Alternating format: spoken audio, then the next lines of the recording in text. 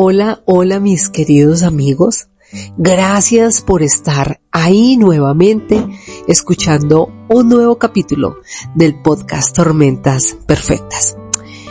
Ya estamos muy cercanos a celebrar el cumpleaños de nuestro Señor Jesucristo.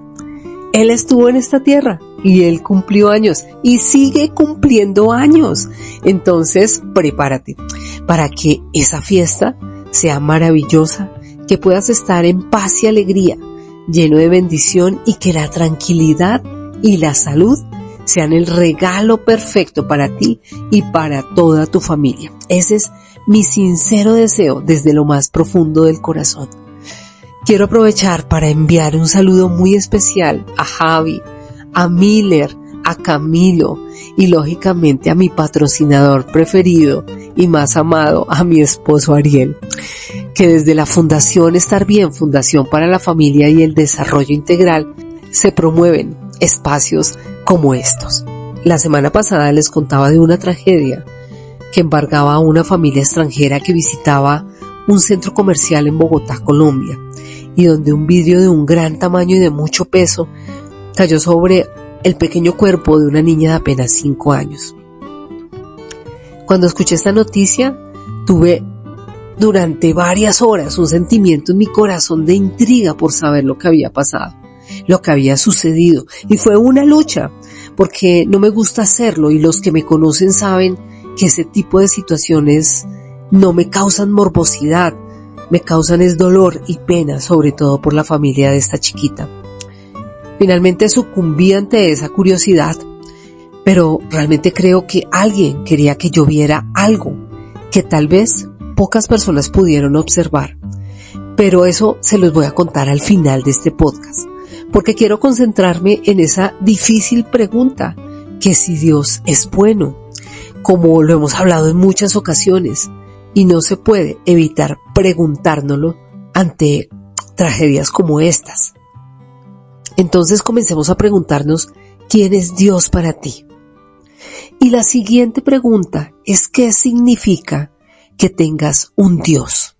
Y lógicamente, aquí existe una palabra que conjuga, que juega de manera explícita, y es la palabra autoridad. Tener un Dios es tener una autoridad superior sobre nuestra vida. Y aquí empiezan los problemas, porque nosotros, los seres humanos, tenemos problemas de autoridad, unos más que otros. Desde muy niños podemos identificar esos patrones de comportamiento, patrones que de hecho son aprendidos desde casa y que son reforzados durante todo el resto de nuestra vida. Cuando tú eras chico, ¿recuerdas cómo se comportaba tu papá o tu mamá frente a la autoridad? Por ejemplo, ¿la respetaba o la cuestionaba de manera, respetuosa y tal vez sin miedo? ¿O temían a la autoridad? ¿O la retaban? ¿La desconocían? ¿La descalificaban? Mira, en cualquiera de estos escenarios crecemos creyendo en la existencia de una autoridad. Sin embargo, cualquier persona puede concluir que no la acepta por no ser digna de ser respetada o obedecida. Porque mi experiencia de vida me muestra que quien tenía la autoridad lo hacía de manera injusta, de acuerdo a mi modo de ver. Y seguramente es porque has tenido malas experiencias. Voy a ejemplificar esto. La mayoría de personas le tiene aversión a los agentes controladores de tránsito. Ellos ejercen una autoridad dispuesta por el Estado. Pero, ¿por qué crees que existe apatía? En los mejores casos, porque llegamos hasta tenerles rencor, rabia y fobia. Seguramente has tenido malas experiencias y muchas otras experiencias te las han contado. Recordemos que la autoridad la ejercen hombres o mujeres que como tú o como yo estamos llenos de pecado y muchos de ellos ni siquiera desean saber que existe un Dios, porque ellos desean aprovechar su autoridad. También existen controladores de tránsito que hacen su trabajo bien y varios hasta se molestan por ello, porque he escuchado a personas que dicen, me impusieron una multa y yo estaba parqueado encima del andén sin hacerle mal a nadie. Pregunta, ¿está permitido parquear encima del andén? O preguntemos al que llevaban en la silla de ruedas, o al adulto mayor, o al niño con su perro que tuvieron que bajarse a la vía y exponer su integridad con otros carros que conducían por ahí. Examina a alguna persona a tu alrededor y te vas a dar cuenta que es muy seguro que tenga problemas de autoridad. Ahora, ¿por qué si decimos que el comportamiento hacia la autoridad se aprende en casa? Porque hay hermanos que teniendo los mismos padres y viviendo en las mismas condiciones tienen conceptos diferentes de la autoridad. Pues te quiero contar que esto pasa porque existe algo que se llama la compensación. Y así como hay personas que tienen problemas de inferioridad y lo compensan mostrando altivez y exceso de orgullo, del mismo modo pasa cuando se le tiene temor, en este caso a la autoridad, y se busca compensarlo con altanería, con osadía, como mecanismo de defensa para ir en contra de aquello que le temo. Este comportamiento también se robustece o se alimenta con las experiencias que tenemos en la vida. Y entre más situaciones pendientes o ilegales o que puedan ser cobradas de alguna manera, pues más propensos somos a la ira contra quien ejerce algún tipo de autoridad. Llámese padre, madre, hermano mayor, sacerdote, alcalde, policía, etcétera. De ahí el dicho popular, el que nada debe, nada teme. Y nos hemos topado en la vida con personas que dicen, a mí no me manda nadie y nadie me dice lo que yo tengo que hacer. Esas son flores que pululan en nuestros campos. Cuando voy creciendo, mi comportamiento frente a la autoridad también va cambiando. El adolescente tiende a ser rebelde y no desea ningún tipo de autoridad que le ponga límites a sus acciones. Y a medida que pasa el tiempo, vamos teniendo un sentido más objetivo en la vida y por tanto tenemos una voz más respetuosa hacia la autoridad, aunque algunos pareciera que se hayan quedado en la adolescencia. Teniendo en cuenta lo que antes hablamos, ¿cómo te llevas tú con la autoridad de Dios? Según tú, ¿cómo la ejerce? No sé, de pronto creas que es limitada, que es forzada o que la autoridad de Dios es autoritaria o tal vez democrática y votamos a ver qué es lo mejor para todos o será permisiva. Piénsalo por un momentico. Si tú eres de los que crees que no hay Dios y que tú eres el que gobierna todas las cosas, que todo se creó de la nada y se transformó la nada en el todo, estás en libertad de pensarlo, porque Dios nos dio el libre albedrío, que es la capacidad de elegir y decidir por sí mismo y de asumir la responsabilidad de las acciones que se realizan. Si crees en la existencia de un Dios, y no un Dios cualquiera, sino aquel que es autoridad superior, que gobierna todas las cosas y que todo fue creado por Él, y que la perfección de su creación se ve en nuestro cerebro, en la composición de un planeta, en el desarrollo de sistemas inteligentes, etcétera, etcétera. Si creemos en un Dios así, que tiene autoridad, lo siguiente que debemos preguntarnos es ¿sobre quién gobierna? ¿O sobre qué gobierna? Pregunta obvia, ¿verdad? Pues sobre todo, es decir, sobre ti, sobre mí, sobre la humanidad y sobre todo aquello que ha creado. Hombre, mujer, bestia, naturaleza, ríos, cielos, cosmos. Pero volviendo a nuestro problema, nosotros limitamos su autoridad y definimos qué áreas no son propensas para que Él tome autoridad. Por ejemplo, en materia sexual, en definir mi identidad sexual. Y aquí se aprovechan muchas teorías feministas que repiten una falsedad hasta que la vuelven una verdad, por lo menos para los que la creen, diciendo, soy dueña de mi cuerpo, soy dueña del ser que puede crecer en mí, soy dueña de decidir, yo soy la dueña.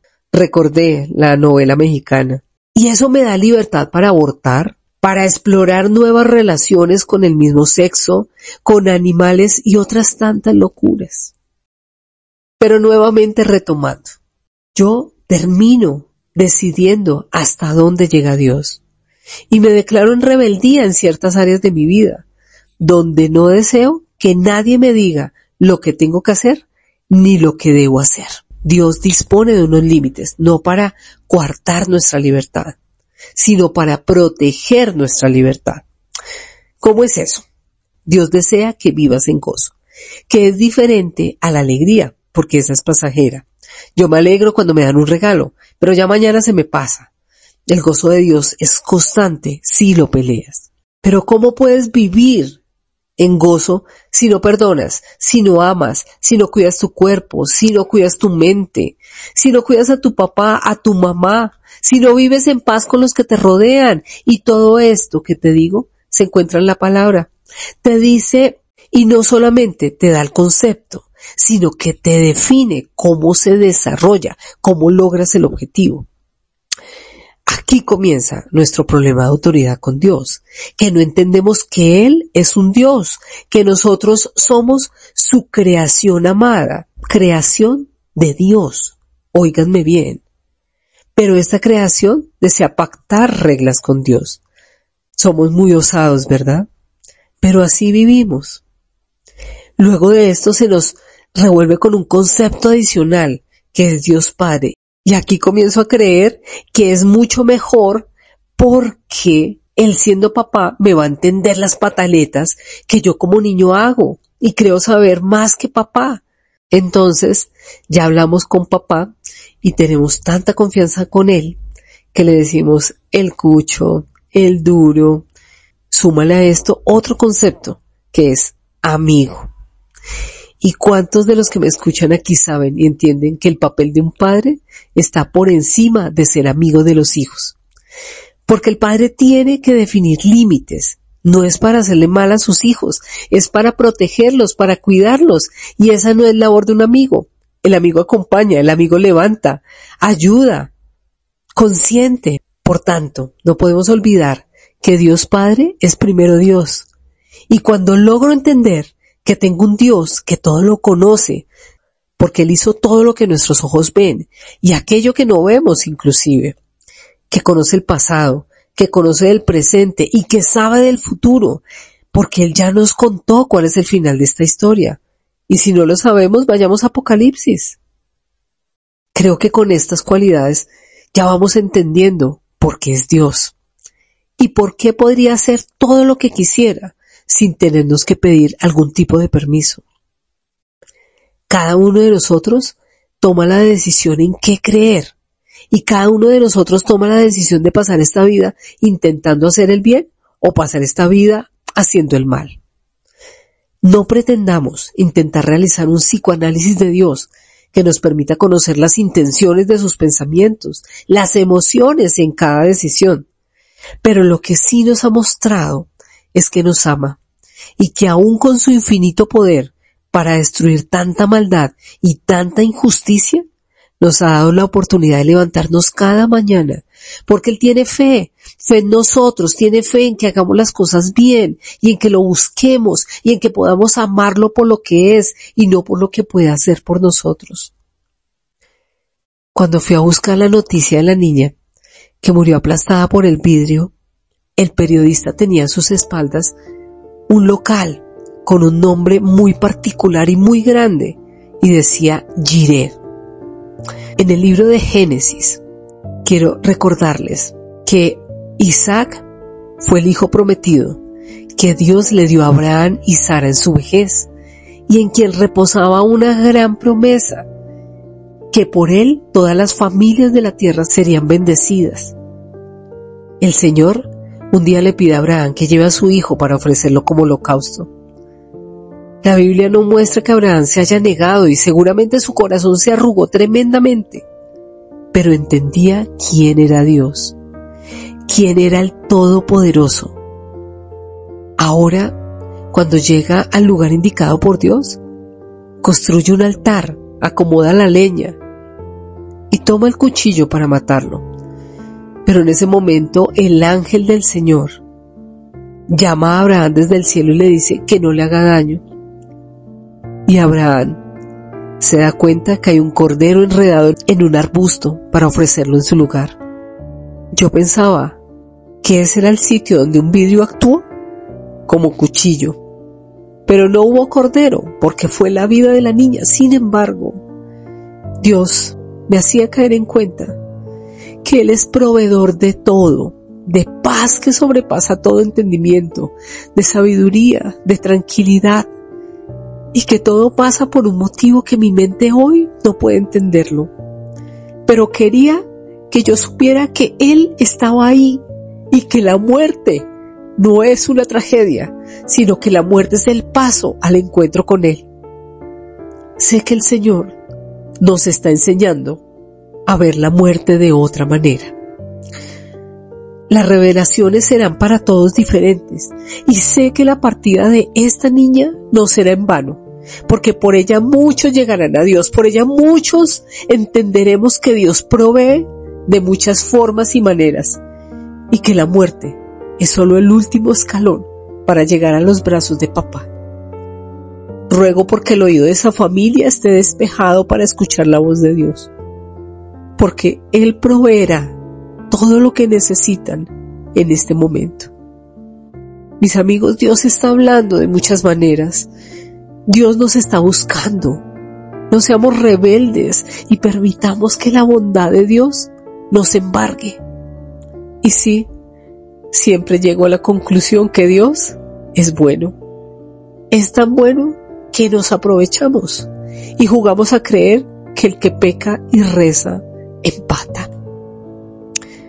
Yo espero que puedas compartir este mensaje para que todos sepan que Dios ahí estaba y que había propósito. Mis amigos, gracias por estar aquí, gracias por escuchar y les pido que compartamos este mensaje para que mucha más gente sepa que Dios ahí estaba, que Dios siempre está con nosotros. Les envío un abrazo gigante y una gran bendición y espero que puedan celebrar el cumpleaños de nuestro Señor Jesucristo el próximo 24 de diciembre. Feliz Navidad para ustedes. Chao, chao.